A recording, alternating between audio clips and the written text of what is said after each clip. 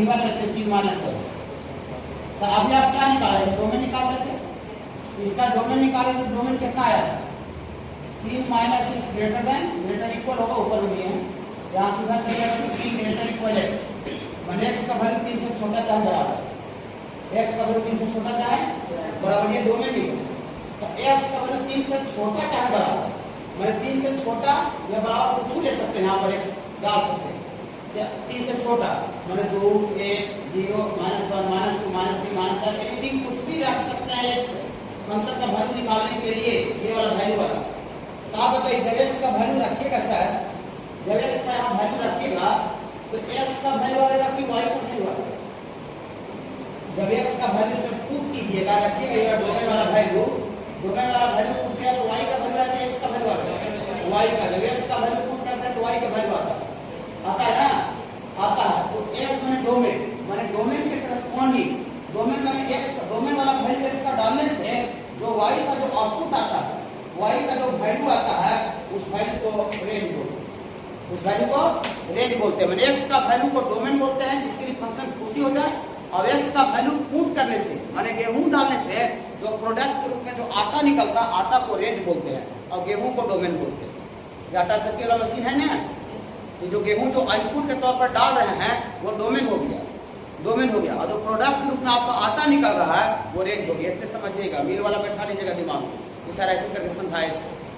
तो एक्स जो आप इनपुट डाल रहे हैं वो डोमेन है, लेकिन एक्स इनपुट डाल देने से जो आउटपुट के रूप में बाहर आ रहा है वाई का वैल्यू, वो आपका रेंज है। ओके, देखिए क्या लिखते हैं डिफिनेशन में, लिखते हैं the all values of y, x नहीं y, the all values of y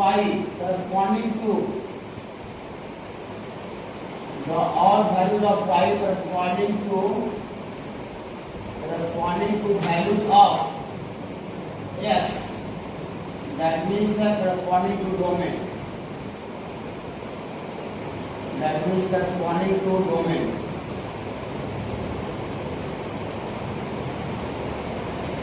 corresponding to all value of y corresponding to value of x, that means corresponding to domain, is called a range of function.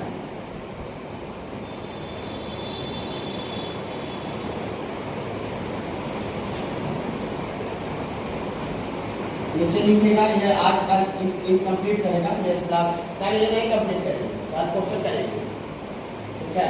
पहला से गलत थोड़ा देर तक आइए। Method to find range of function,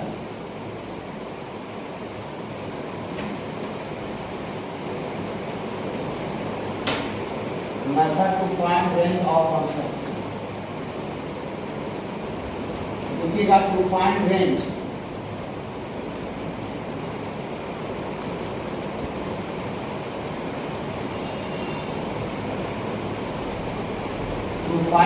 at first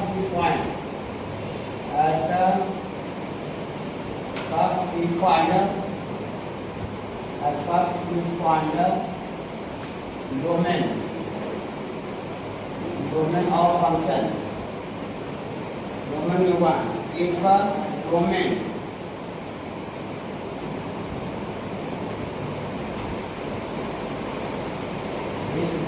x belongs to real number or x belongs to real number minus some finite point, real number minus some finite point, real number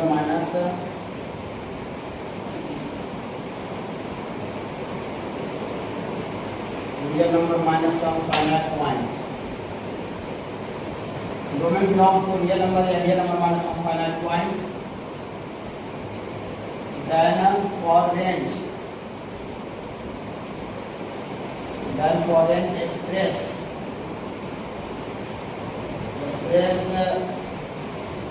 value of x in terms of y, x in terms of y,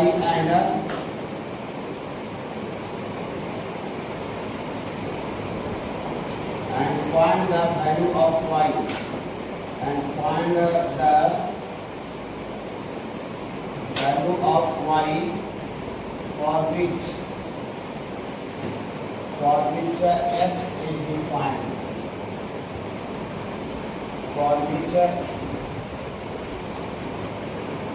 x is defined. दूसरा if the domain belongs to finite interval. Domain belongs to finite interval. Then for range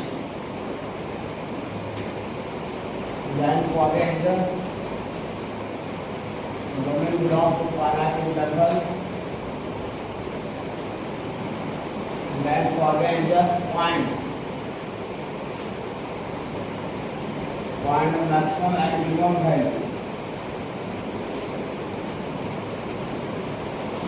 Maximum and minimum.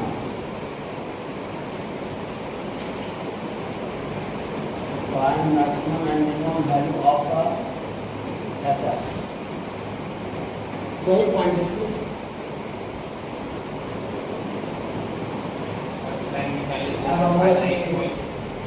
सम ये finite point है finite finite मतलब कुछ constant गिनती करने वाला point x belongs to real number और x belongs to real number minus some finite point.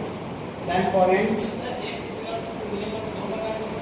x belongs to real number याद रखो टॉपिक क्या क्या पढ़ना है बाबू.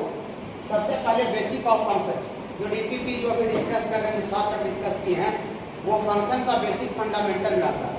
बूस्टर का भी नोट्स अलग देंगे बेसिक का और डोमेन रेंज का असाइनमेंट है आज ही करवा देंगे ठीक है बाबू.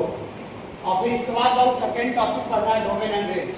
फंक्शन का डोमेन क्या होता है फंक्शन का रेंज क्या होता है. इसके बाद आपको स्टडी करना है बाबू odd and even function. Odd and even function का टॉपिक है. इसके बाद आपको पढ़ाई करना है बाबू कंपोजिट फंक्शन. इसी को बोलते हैं बाबू function of function. Composite function या फंक्शन ऑफ फंक्शन.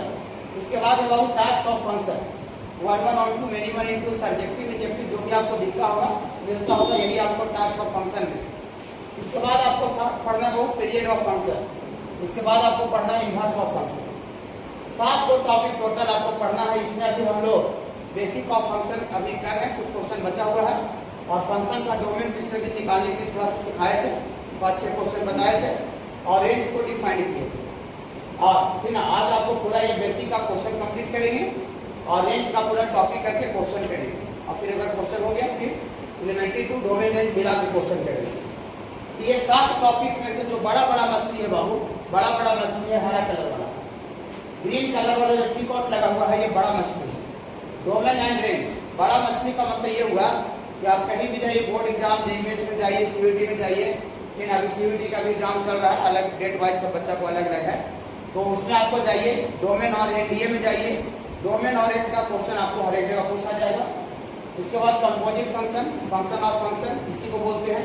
ये बड़ा मछली के अंदर आता है. कहीं भी जाइएगा तो इससे क्वेश्चन आपको एकदम पूछेगा. इसके बाद टाइप्स ऑफ फंक्शन ये सबसे ज़्यादा इसमें भी ये सबसे मोस्ट इंपॉर्टेंट है. Types of function 1 1 into subjective injective जो भी है टाइप्स ऑफ फंक्शन. ये लास्ट का टॉपिक है इंपॉर्टेंट है इनवर्स ऑफ फंक्शन. ये 4 टॉपिक मोस्ट इंपॉर्टेंट है. बड़ा मछली है और 3 छोटे मछली और जो बिना टिकॉट का है वो आपका छोटा मछली है. ओके समझ रहे हैं. हाँ लेकिन इसमें भी बोर्ड का टॉपिक कौन सा इंपॉर्टेंट है specially for board exam. Composite function types of function inverse ये 3 को जो टॉपिक है ये बोर्ड के लिए आपका मोस्ट इंपॉर्टेंट है.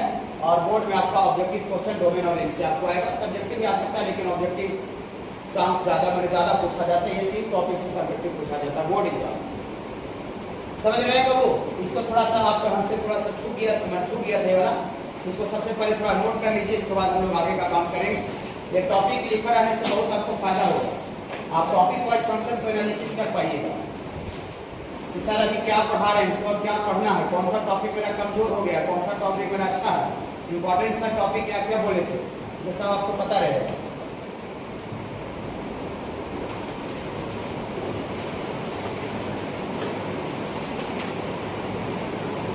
सितंबर और अक्टूबर बाबू 2 महीना हम लोग डेली क्लास करेंगे. ठीक है बाबू. उसमें सिलेबस को हम लोग बीच में ही प्रेशर डाल के find the value of y corresponding to value of x. सुनिए इधर बाबू देखिए. सबसे पहले बाबू डोमेन किसको बोलते थे और रेंज किसको बोलते हैं वो थोड़ा बता देते हैं एक बार फिर से. जैसे मान लेते हैं बाबू कोई फंक्शन है y और x का स्क्वायर ऐसा. अब इसमें x का कोई वैल्यू डालिएगा आप, जिसके लिए फंक्शन को कुछ ही मिलेगा, जिसके लिए फंक्शन डिफाइंड होगा। तो x का वैल्यू सपोज करते हैं तो पुट कर दिया x power 2, x power 2 put करने से किसका वैल्यू आया, x का वैल्यू 4x का वैल्यू आया, y का वैल्यू, y का वैल्यू मतलब डोमेन के करस्पॉन्डिंग डोमेन का वैल्यू आप पुट करते हैं, डोमेन का वैल्यू रखते हैं, इससे किसका वैल्यू आता है बाबू, रेंज y का वैल्यू आता है। तो डोमेन का वैल्यू रखने से x का वैल्यू रखने से जो y का वैल्यू आता है, उसी y का वैल्यू को रेंज बोलते हैं, उसी y का वैल्यू को रेंज बोलते हैं। जैसे आप ये आटा चक्की वाला मशीन ऐसे है डालना, ये आटा चक्की वाला है, ऐसे करके यहाँ पर पिसाता बाबू और ये बाहर निकलता है ऐसा। आटा चक्की जो बगल में मिल खोले हुए है ना, मिल खोले हुए, हाँ इसमें हम प्रोडक्ट के रूप में गेहूँ डालते हैं, सॉरी इनपुट के प्रोडक्ट नहीं, इनपुट के तौर पर, इनपुट के तौर पर हम डालते हैं गेहूँ, गेहूँ डालते हैं। इसका प्रोडक्ट के रूप में क्या निकलता है बाबू, आटा। ये जो गेहूँ है ना बाबू, गेहूँ, ये गेहूँ जो है ये आपको डोमेन है, समझिए गेहूँ जो है वो डोमेन है, और जो आटा जो है बाबू यही आपका क्या है, कितने समझिए, गेहूँ को डोमेन बोलेंगे और आटा को क्या बोलेंगे, रेंज बोलेंगे। मतलब जो हम लोग फंक्शन के अंदर इनपुट डाल रहे हैं तो वो डोमेन हो गया। फिर बाबू और डोमेन को डालने से, x का वैल्यू डालने से जो y का वैल्यू निकल रहा है वो मेरा वैल्यू रेंज हो गया, ठीक है। तो रेंज का डिफिनेशन लिखवा दिए थे, the all values of y corresponding to its domain. पूरी sir corresponding to its domain क्यों लिखवा है, the all values of y corresponding to its domain. क्या किसी फंक्शन में के अंदर जो मन करेगा जो डाल सकते हैं, किसी फंक्शन के अंदर क्या मनमर्जी डाल सकते हैं, जो मन करेगा जो नहीं। जैसे ये कोई फंक्शन है स्क्वायर रूट फंक्शन, तो क्या इसका वैल्यू से -10 डाल के y निकाल दे, -10 डाल के y निकाल दे, नहीं, उसमें x का वैसा वैल्यू डालना पड़ेगा जिसके लिए फंक्शन पुश हो जाए। पुश हो जाए तो मतलब डोमेन, माने डोमेन वाला वैल्यू डालना पड़ेगा जिसके लिए फंक्शन डिफाइंड है। जैसे कि स्टैंडर्ड वैल्यू नहीं डाल सकते, मनमर्जी नहीं डाल सकते हैं। जैसे अब कहीं कोई लॉगरिथमिक फंक्शन हो गया ऐसा, इसमें x का या तो क्या डाल सकते, सिर्फ ग्रेटर देन 0 नहीं, नेगेटिव नंबर के लिए लॉग तो निकालना नहीं करेगा, लॉग डिफाइंड हो जाएगा। मतलब डोमेन जिसके लिए फंक्शन को पुश ही कर रहा है, पुश हो रहा है, डोमेन को वैल्यू डालने से जो y का जो वैल्यू आता है वही y का वैल्यू को हम लोग रेंज बोलते हैं, ओके। और डोमेन का वैल्यू x का जो वैल्यू होता है क्या कहलाता है, डोमेन। अब डोमेन निकालने का कोई, सॉरी रेंज निकालने का कोई फार्मूला नहीं है। रेंज निकालने के लिए हम 3 पॉइंट लिखवाए थे। पहला पॉइंट लिखवाए थे कि to find range at first to find domain, माने सबसे पहले आपको रेंज निकालने के लिए क्या निकालना पड़ेगा, डोमेन। कोई भी क्वेश्चन आपको जहां भी जाइएगा वहां पर ज्यादातर 95% जगह पर 5% को छोड़ करके 95% जगह पर डोमेन और रेंज इकट्ठा पूछता है, find domain and range. Specially board में अगर आ गया तो डोमेन एंड दोनों पूछेगा, लेकिन कंपटीशन एग्जाम में आ गया तो खाली या तो रेंज पूछ सकता है तो खाली डोमेन पूछ सकता है, ओके बाबू। तो सबसे पहले रेंज निकालने के लिए सबसे पहले आपको बाबू डोमेन निकालना पड़ेगा, और डोमेन जैसे जैसे वैरी करेगा, अलग अलग आवेगा, वैसे वैसे रेंज निकालने का तरीका भी क्या होगा बाबू, चेंज कर जाएगा। तो पहला पॉइंट क्या लिखे थे रेंज निकालने का, if domain belongs to real number या domain belongs to real number minus some finite point, ऐसा लिखे हैं। Domain belongs to real number या real number minus some finite point, माने डोमेन किसी फंक्शन का रियल नंबर आ जाए या रियल नंबर में से कुछ पॉइंट हटा हुआ रहता है, तब रेंज निकालने के लिए एक्सप्रेस वैल्यू ऑफ x लिखा हुआ होगा, express value of x in terms of y, मतलब x का वैल्यू को y रूप में निकालते हैं and find the value of y for which x is defined, और y का वैल्यू निकालते हैं जिसके लिए x डिफाइंड होता है। तो सर ये जो अपार्ट ऐसा रेंज का डिफिनेशन तक हमको समझ में आ गया कि गेहूं को डोमेन बोलते हैं और आटा को रेंज बोलते हैं, इतना तक हमको सर पूरा पता चला। लेकिन इस सब जो पॉइंट आप जो लिखे हुए हैं 3 को, ये तीनों पॉइंट हमको उर्दू फारसी जैसा लग रहा है, अब हमको कुछ समझ में नहीं आ रहा है, तो हम तीनों पॉइंट को बहुत बारी बारी से समझाते हैं विथ एग्जाम्पल, समझ बाबू, विथ एग्जाम्पल। तो सबसे पहले बाबू आपको पहला पॉइंट को समझाने के लिए, पहला पॉइंट को समझाने के लिए इसका 8वां नंबर क्वेश्चन देखिए, फंक्शन बेसिक एलिमेंट्री 1 का 8 नंबर क्वेश्चन, 8 नंबर क्वेश्चन। घबराइएगा नहीं, सिचुएशन आने पर आदमी को समझ में थोड़ा ठीक आता है। देखिए 8वां नंबर है बाबू, देखो तो हाँ, जो क्लास के बीच में बताया उसको टिक आउट करके चले जाइएगा, इससे पता चलेगा ये वाला सर हम लोग थ्योरी के बीच में कर चुके हैं। एलिमेंट्री वन फिर नंबर से करेंगे तो सब हो जाएगा, तो ड्रॉप रहेगा। क्वेश्चन है बाबू, फाइंड डोमेन एंड रेंज। ध्यान से देखें कंसेप्ट इसलिए के लिए, find domain and range, find domain and range of function ये fx बराबर ये 1/x प्लस 3। इसका डोमेन और रेंज निकालना है।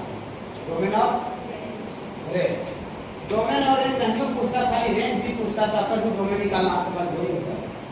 तो रेंज निकालने के नीचे लिख चुके हैं कि for finding the value of range at first we find domain.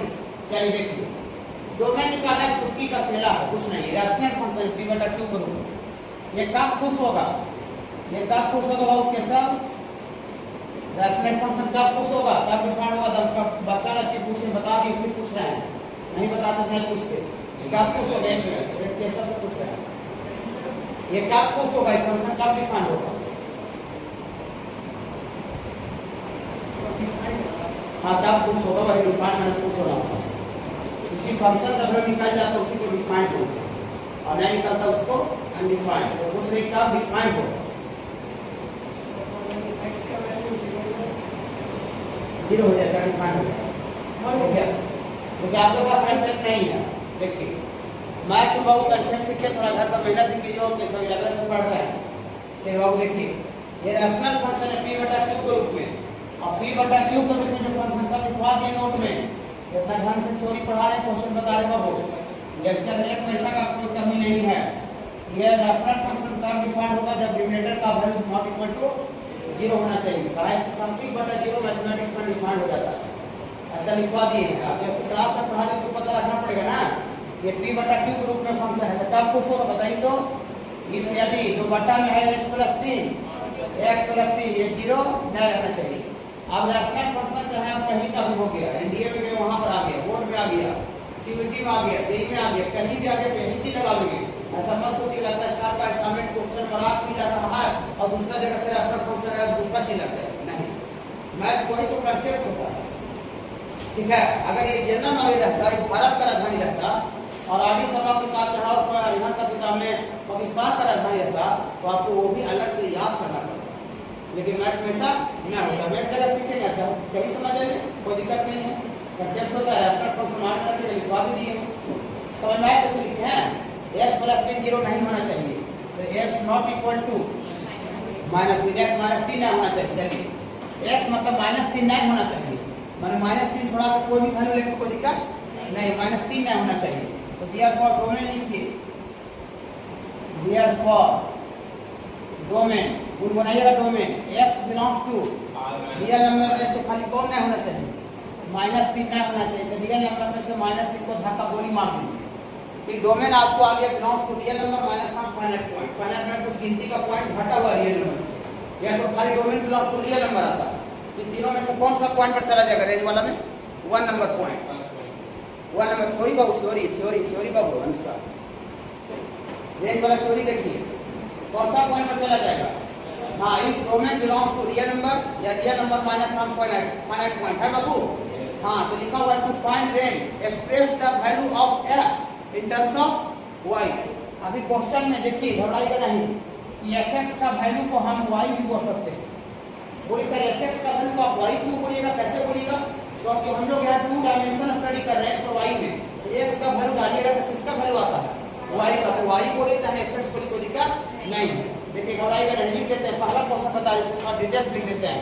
Board में जैसे लिख रहे हो सही आपको भी लिखना पड़ेगा। देखिए लिखेंगे फॉर रेंज के लिए,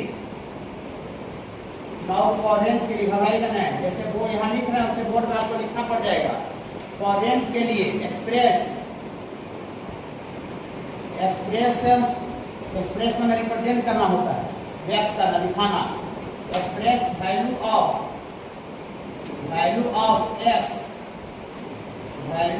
x in terms of y। Range के लिए x का वैल्यू को किसके टर्म में एक्सप्रेस करेंगे? y के टर्म में एक्सप्रेस करेंगे। और पहले से according to question y equal to दिया रहता है, क्वेश्चन में क्या रहता है? y इक्वल टू, और आपको रेंज के लिए आपको y इक्वल टू नहीं चाहिए, x का वैल्यू को किसके रूप में निकालना पड़ेगा? y के रूप में। बोली कैसे सर? ऐसे देखिएगा, ध्यान से देखिए। अकॉर्डिंग टू क्वेश्चन y बराबर कितना दे दें 1 बटा x प्लस टी, y बराबर दे देंगे क्वेश्चन में दे दें। हमको क्वेश्चन में कोई भी क्वेश्चन में y इक्वल टू दिया रहेगा, लेकिन आपको रेंज निकालने के लिए y इक्वल टू ना है, आपको x का वैल्यू y के रूप में निकालना पड़ेगा। अभी y का वैल्यू किसके रूप में है x के रूप में, और रेंज निकालने के लिए x का वैल्यू y के रूप में निकालना पड़ेगा। बोलिए कैसे, कौन फार्मूला से, फार्मूला से नहीं, कॉमन सेंस से इसको क्रॉस मल्टीप्लाई कर दीजिए।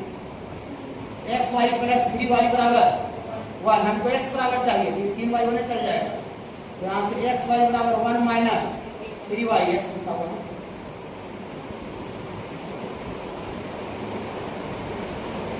हमको x बराबर चाहिए बाबू, यहाँ से दिया फॉर x बराबर कितना आ जाएगा 1 माइनस 3y बटा y आ जाएगा। अब बताइए अभी x का वैल्यू को y के रूप में लिख दिए कि नहीं लिख दिए, लिख दिए। आप क्या लिखा हुआ है, to express x in terms of y, जो कि कर चुके हैं, and find the value of y, y का वैल्यू निकालिए, y का वैल्यू निकालिए for which x is defined, मतलब जिसके लिए x खुश हो जाए, जिसके लिए x खुश हो जाए, तो x कब खुश होगा लिखते हैं, फॉर x डिफाइंड, x को खुशी कब मिलेगा, x को खुशी कब मिलेगा, x कौन के लिए है y जगह, बोलिए जी तो बाटा वाला जीरो नहीं होना चाहिए जी, ना तो हम दुनिया से सुबह हो जाएंगे। हम दुनिया से फोन के लिए है, बार बार फोन कर रहा है कि जी तुम न्यूलेटर में जो है ना जी वो खाली जीरो नहीं हो जाएगा, जो मेरा अस्तित्व खत्म हो जाएगा दुनिया से। तब वो सब वाई को फोन के उधर से दोबारा क्या जी, उससे कहा बोल रहा हूँ कि हम जीरो हो जाएगा तो तुम्हारा अस्तित्व खत्म हो जाएगा, बोली कहा कि बाबू तुम न्यूलेटर में हो दिया, और हम रेफरेंस फंक्शन में कोई भी न्यूलेटर का वैल्यू जीरो हो जाता है तो फंक्शन का वैल्यू आइडेंटिफाई होता है। बताइए वाई का वैल्यू जीरो हो जाए तो क्या एक्स खुश रहेगा, एक्स का तो दुनिया से मिट जाएगा, एक्स दुनिया से खत्म हो जाएगा, समझ रहे ना। तो देखिए क्या लिखते हैं, फॉर एक्स डिफाइंड, एक्स को खुशी मिलने के लिए, एक्स को खुशी मिलने के लिए y not equal to y लिखे, express x in terms of y and find the value of y, y का वैल्यू निकालिए for which x is defined. Theory मिला के पढ़िए, थ्योरी मिला के पढ़िए तब समझ में आएगा, ऐसा नहीं समझ में आएगा। Find the value of x in terms of y and find the value of y for which x is defined. Y का वैल्यू निकला है, कैसे वाई का वैल्यू निकला है, एक्स को डिफाइंड रखते हुए, एक्स को खुश रखते हुए वाई का वैल्यू निकल चुका है कि वाई जीरो नहीं होना चाहिए, माने वाई जीरो छोड़ा के कुछ भी हो सकता है। वाई का एक्स को डिफाइंड रखते हुए जो वाई का वैल्यू निकालते हैं उस वैल्यू को रेंज बोलते हैं, और जो एक्स का वैल्यू निकलता है उस वैल्यू को डोमेन बोलते हैं। ऊपर एक्स का वैल्यू था वो डोमेन था, और नीचे रेंज निकालना है, रेंज मैंने आटा निकालना है, तो दिया फॉर रेंज क्या हो जाएगा बाबू, रेंज होगा y belongs to real number में खाली कौन नहीं होना चाहिए, जीरो में रियल नंबर में से जीरो को हम धक्का देते हैं, बाहर आउट कर देते। कैसे निकाल रहे हैं समझ रहे हैं ना, ये आपको रेंज आ गया और ये आपको ऊपर वाला डोमेन आ गया है। मिलाइए आंसर, आंसर मिलाइए आपका है, आप सुंदर 9 नंबर बनाइएगा, देखिएगा एफ कब खुश होगा, ये रैशनल फंक्शन है, रैशनल फंक्शन जब डिनोमिनेटर का वैल्यू जीरो मैं बदल रख लीजिए ना, मैथ में रखने की नहीं बोलते लेकिन कुछ बात रखना पड़ता है, जैसे फॉर्मूला है साइन स्क्वायर थीटा प्लस उसको रखना ही पड़ता है, उसे यहाँ रख लीजिए। रैशनल फंक्शन कब डिफाइन होता है, वो सब रैशनल फंक्शन या तो डिनोमिनेटर में घटा वाला जीरो नहीं रहना चाहिए, तो x प्लस 5 जीरो नहीं रहना चाहिए, मैंने x square not equal sorry x not equal to -5, x बाहु -5 नहीं होना चाहिए। हाँ रेंज 1 नहीं आएगा, रियल नंबर -1 आएगा। हाँ चलिए एक्स -5 नहीं होना चाहिए, तो दिया तो डोमेन क्या लिखेगा, डोमेन लिखेगा x belongs to real number, और रियल नंबर में से कौन नहीं होना चाहिए, -5 नहीं होना चाहिए। आगे देखो आप बताइए, पहला कैटेगरी पर चल गया, domain belongs to real number या फिर real number minus some finite point, तो एक्सप्रेस गुनगुनाइए साथ साथ, एक्सप्रेस गुनगुनाइए, express express value of x in terms of y, x का वैल्यू वाई के रूप में निकालेंगे, यहीं पर क्लास में याद कर लीजिए। हाँ जो भी कंसेप्ट है माइंड में समझ लीजिए। एक ऑर्डिनरी क्वेश्चन ये वाई बराबर दिया हुआ है, हमको वाई बराबर ना, हमको एक्स बराबर चाहिए, ये नया क्वेश्चन है जो बच्चे बना लिए हुए चलो उसके लिए। तो अकॉर्डिंग टू क्वेश्चन वाई बराबर दिया हुआ है बाबू एक्स माइनस 3 बटा एक्स प्लस 5, लेकिन फॉर रेंज के लिए, फॉर रेंज के लिए express value of x x in terms of y, x का वैल्यू को y के रूप में निकालेंगे, इसको क्रॉस मल्टीप्लाई करेंगे, यहाँ से एक्स वाई और प्लस 5y और बराबर बाबू x माइनस 3, हमको चाहिए x बराबर चाहिए 3 वाला बाबू, माइनस एक्स वाई को उधर कर देते हैं, 3 इधर लेते चलाइए, तो 5y प्लस 3 बराबर x माइनस एक्स वाई, ऐसा हो गया। और यहाँ 5y प्लस 3, यहाँ से x कॉमन निकल जाएगा तो 1 माइनस वाई, तो डियर फॉर x बराबर आपको आ जाएगा 5y प्लस 3 बटा 1 माइनस वाई। आ गया x का वैल्यू y के रूप में। जब याद कर लीजिए कुछ बात को जब रखना पड़ जाता है मैथ में, हाँ इसी कंसेप्ट से आपको घर पर क्वेश्चन काउंट होगा, या तो कहीं भी आपको आ देखिएगा। तो अब x का वैल्यू को y के रूप में निकाल दिए, अब find the value of y, y का वैल्यू निकालेंगे for which x is defined, माने x को कुर्सी मिल जाए। x कौन के लिए इसके पास कौन से क्या बोल रहा है, क्या रिक्वेस्ट कर रहा है, ए बाबू तुम बटा वाला जीरो नहीं होना बाबू, एकदम पोलाइटली रिक्वेस्ट कर रहा है। बट बोले कौन, मैंने फिर पूछा कहा कि हम जीरो नहीं क्या हो जाएगा, बोले भैया आप नीचे वाला जीरो जाए, मेरा पूरा अस्तित्व खत्म हो जाएगा, दुनिया सब गिर जाएगी। हाँ समझ रहे हो कैसा, हाँ तो for x defined, for x defined, x निकालने के लिए 1 माइनस वाई जो है वो जीरो नहीं होना चाहिए, मतलब this implied that y not equal to 1, y का वैल्यू 8 नहीं होना चाहिए, मैंने एक छोड़ा तो वाई का वैल्यू कुछ भी लिख सकते हैं। तो जो वाई का वैल्यू निकलता है एक्स को डिफाइन करते हुए वही डोमेन होता है। वाई का जो वैल्यू निकल, सॉरी एसर बोलते हैं, देखिए एसर मत मिलाइए ये बाबू, हाँ एसर खाली बहुत ध्यान से एसर बोलना है, लेकिन हाँ देखिए यहाँ वाई फंक्शन को डिफाइन करते हुए वाई का वैल्यू निकलता है वो रेंज होता है। हाँ ये वाई का जो वैल्यू निकला इसका रेंज क्या हो जाएगा बताइए, इसका रेंज हो जाएगा y belongs to real number में से क्या नहीं होना चाहिए, 8 नहीं होना चाहिए। अच्छा लगा, ये अगर बेसिक फंडामेंटल ग्राउंड लेवल का क्वेश्चन है, हम ग्राउंड लेवल का हमें कोई कहेंगे इससे भी नीचे क्वेश्चन बता के बच्चा को समझाओ तो नहीं होगा, एकदम ग्राउंड लेवल का क्वेश्चन है।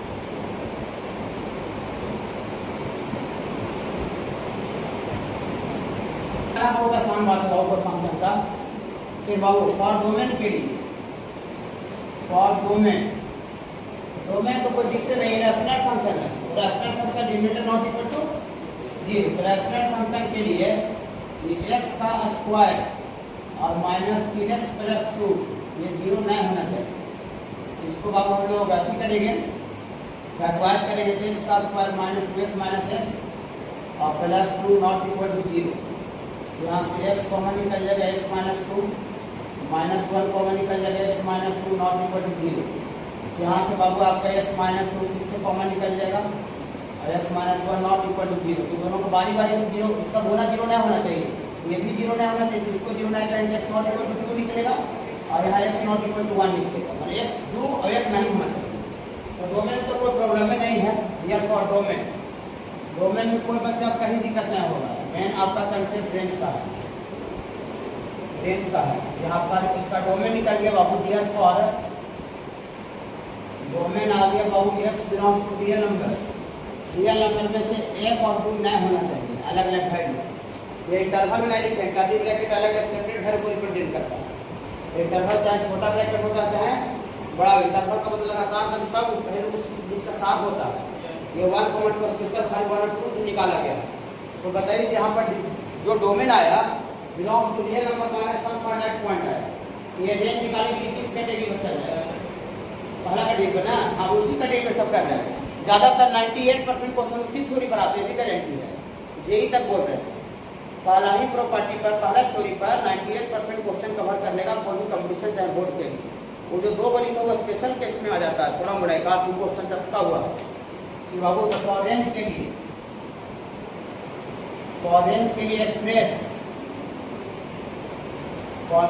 एक्सप्रेस है x in terms of y ना, express x in terms of y, x का वैल्यू बाबू y के रूप में एक्सप्रेस कर देंगे। तो ड्रॉपिंग टू क्वेश्चन y बराबर fx को y बोलते हैं, y बराबर कितना बाबू x का स्क्वायर माइनस 5x प्लस 4 बटा x का स्क्वायर माइनस 3x प्लस 2 घटाइएगा ना, देखिए बहुत से बच्चे क्या किए हैं, ये डायरेक्टली क्वालिटी को इधर गुना कर दिए तो उसको बहुत कॉम्प्लेक्स हो जाए, इसको फैक्टराइज के ऊपर इसे काट लेंगे, सिंप्लीफाई कर लेंगे।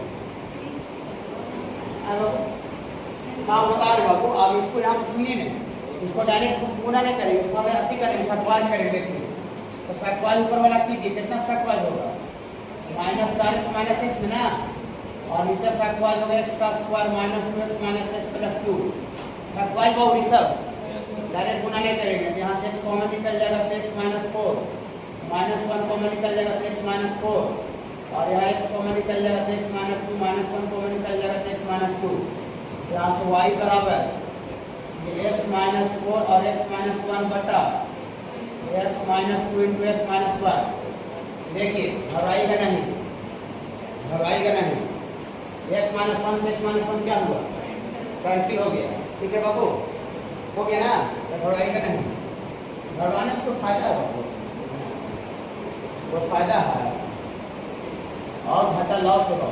देखिए हम इसको प्राथी y का भाई x का वैल्यू y के रूप में इसको क्रॉस मल्टीप्लाई कीजिए, क्रॉस मल्टीप्लाई करेंगे तो xy और -2y बराबर x -4, तो हमको x बराबर चाहिए ना, ये वाला को x पहले कर देते हैं, तो यहाँ से xy -x पर इन्हें कर देते हैं, तो 2y -4, तो यहाँ से x कॉमन निकल जाएगा, तो y -1 बराबर 2y -4, तो दिया फॉर x बराबर आपको आ जाएगा 2y -4 बटा y -1। बताइए x को कुर्सी कब मिलेगा, x फोन के लिए है, x फोन करके क्या रिक्वेस्ट कर रहा है, x फोन करके क्या रिक्वेस्ट कर रहा है सर, x फोन करके रिक्वेस्ट कर रहा है कि जी बटा वाला हमको 0 नहीं हो जाना चाहिए, क्या बटा वाला 0 हो जाएगा तो x को दुनिया से नाम मिल जाएगा, समझ रहे, समथिंग बटा 0 डिफाइन होता है मैथ में। हाँ तो फॉर x को खुश होने के लिए फॉर x डिफाइंड, जो अच्छा क्वेश्चन लगता है बाबू वो घर पर फिर से दोबारा बनाइएगा, कंसेप्ट देने का तरीका जब यही है, आपको जहाँ से मैंने वहाँ से सर्च कर सकते हैं, इंडिया का टॉप टीचर। ठीक है, हाँ फॉर x डिफाइंड होने के लिए y -1 0 नहीं होना चाहिए, मैंने y का वैल्यू नहीं होना चाहिए, y का वैल्यू नहीं होना चाहिए, लेकिन ऊपर देखिए घबराइएगा नहीं, यहाँ देखिए घबराइएगा नहीं, y 1 नहीं होना चाहिए, लेकिन ऊपर जब कह रहा था कि x का वैल्यू 2 भी नहीं होना चाहिए, x 2 नहीं होना चाहिए, मैंने x बराबर 2 पर यहाँ से करेंगे, यहाँ से इसको कुछ मान लेते हैं कैपिटल ए, इसको x का वैल्यू 2 नहीं होना चाहिए, x का वैल्यू 2 नहीं होना चाहिए, तो x का वैल्यू 2 नहीं होना चाहिए, तो जब x 2 नहीं रहेगा तो x बराबर 2 के करस्पॉन्डिंग जो y आएगा वो भी नहीं होगा। जैसे x का वैल्यू 2 नहीं रहेगा तो जब x का वैल्यू 2 डालने से जो y आएगा, जैसे x बराबर 2 डालने से y 10 है, सपोज करते x बराबर 2 डालने से y 10 है, जब x बराबर 2 था तो y 10 है, लेकिन जब x 2 नहीं रहेगा तो y बराबर 10 नहीं आएगा, समझ रहे ना। हाँ और y करेंगे तो और y 1 भी नहीं होना चाहिए, तो y 1 नहीं होना चाहिए, तो y एट y बराबर 1 पर x कितना आता है, देखिए एट y बराबर कहाँ से निकलेगा, x बराबर 2 पर यहाँ से निकलेगा, 2 डालिएगा तब ये 2y -1 यहाँ एट x बराबर 2 पर, इसको ये ना मानिए, इसको मानिए, एक मिनट लेगा x1 पर, अच्छा x बराबर 2 पर तो साफा दिख रहा डिफाइन आएगा कि ना, x बराबर 2 पर एक और डिनोमिनेटर देता डिफाइन निकालवे नहीं करेगा कि ना। हाँ तो x बराबर 2 पर तो नहीं निकलेगा, तो दिख रहा है क्लियर, आपसे नंगा आपसे दिख रहा है, तो लिखेंगे ऑल्सो, लिखेंगे एट, इसको कैपिटल ए मानिए, घबराइएगा नहीं, एट x बराबर 1 पर, एट x बराबर 1 पर फ्रॉम कैपिटल ए से y का वैल्यू निकालते हैं, y का वैल्यू एट x बराबर 1 पर, एट x बराबर 1 पर y का वैल्यू 1 -4 बटा 1 -2, तो ऊपर आपको -3 बटा -1, तो कितना आ गया बाबू, 3 आ गया। एट x बराबर 1 पर y का वैल्यू कितना आ गया, लेकिन यहाँ पर साफा लिख रहा था कि x का वैल्यू 1 नहीं होना चाहिए, तो x बराबर जब 1 रखता तो y बराबर 3 आता, जब x बराबर 1 नहीं होगा तो y बराबर 3 भी नहीं आता, क्या समझ रहे ना। हाँ लिखेंगे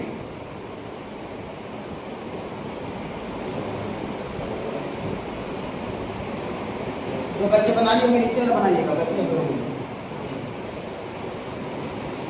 लिखेंगे बट मतलब कि if x not equal to 1 x not equal to 1 रहेगा तो then y not equal to 3 माने y 3 भी नहीं रहेगा तो यहाँ x का वैल्यू 1 नहीं था x पर 1 रहता तो y पर 3 होता जब 3 1 नहीं रहेगा तो y पर 3 भी नहीं होगा तो therefore रेंज कितना कितना निकल गया फंक्शन का therefore range y belongs to real number में से कौन कौन नहीं होना चाहिए 1 नहीं होना चाहिए और 3 नहीं यही आंसर चलेगा रियल नंबर